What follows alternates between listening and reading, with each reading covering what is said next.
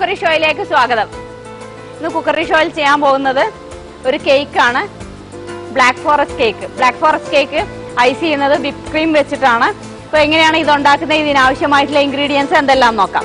പഞ്ചസാര പൊടിച്ചത് 200 ഗ്രാം, മുട്ട 6-7 എണ്ണം, വാനില എസൻസ് 1 ടീസ്പൂൺ, മൈദ 75 gram, cocoa powder 25 gram, cream ഉണ്ടാക്കാൻ വേണ്ടി പാൽ 1/2 cup, whip cream powder 1 packet, vanilla essence 1/2 teaspoon, cherries, cooking chocolate. ഇത്ര ഇൻഗ്രീഡിയൻസ് വെച്ച് എങ്ങനെയാണ് ബ്ലാക്ക് ഫോറസ്റ്റ് കേക്ക് ഉണ്ടാക്കുന്നതെന്ന് നോക്കാം.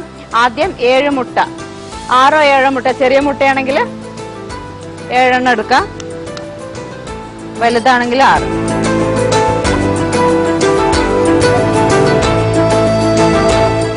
ഇത് നന്നായിട്ട് ബീറ്റ് ചെയ്തെടുക്കാം.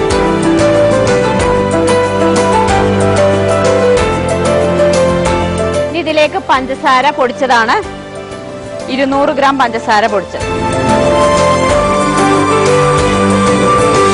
ഇനി ഇതിലേക്ക് 75 ഗ്രാം മൈദയാണ് ചേർക്കേണ്ടത്.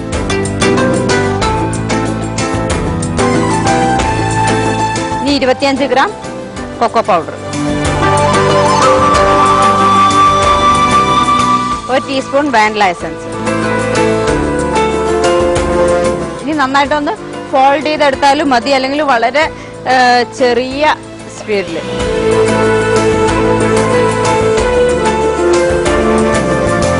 അപ്പൊ ഞാൻ ഇനി ഇത് ഒരു പാത്രത്തിലേക്ക് ഒഴിച്ച് ബേക്ക് ചെയ്യാൻ വെക്കുകയാണ്. നല്ല സോഫ്റ്റ് ആയിട്ടുള്ള കേക്കാണ്. ഇനി ഇതിലേക്ക് ഇത് നമ്മൾ എങ്ങനെയാണ് ഐസ് ചെയ്യുന്നതെന്ന് നോക്കാം. വിപ്പ് ക്രീം പൗഡർ 1 പാക്കറ്റ്, ഒരു ചെറിയ പാക്കറ്റ്, 1/2 കപ്പ് പാല്, നല്ല തണുത്ത പാലായിരിക്കണം, ഒരു 1/2 ടീസ്പൂൺ വാനില എസൻസ്. നന്നായിട്ട് ബീറ്റ് ചെയ്ത് എടുക്കാം.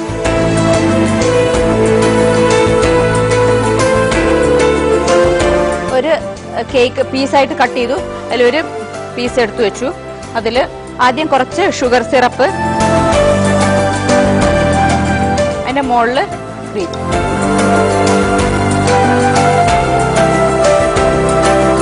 ഇതിന്റെ മുകളിൽ കുറച്ച് ചെറീസ്,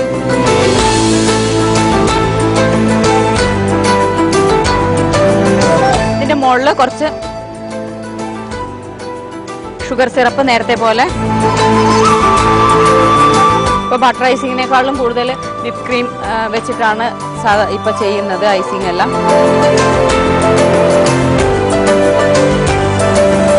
ഇതിന്റെ മുകളിലായിട്ട് ഗ്രേറ്റഡ് ചോക്ലേറ്റ്, കുക്കിംഗ് ചോക്ലേറ്റ് ആണ്, ഡാർക്ക് ചോക്ലേറ്റ് നമുക്ക് സൂപ്പർ മാർക്കറ്റിലെല്ലാം വാങ്ങാൻ കിട്ടുന്നുണ്ട്, അത് ഗ്രേറ്റ് ചെയ്തത്. ഇനി ചെറീസ് വെച്ച് ഡെക്കറേറ്റ് ചെയ്യാം.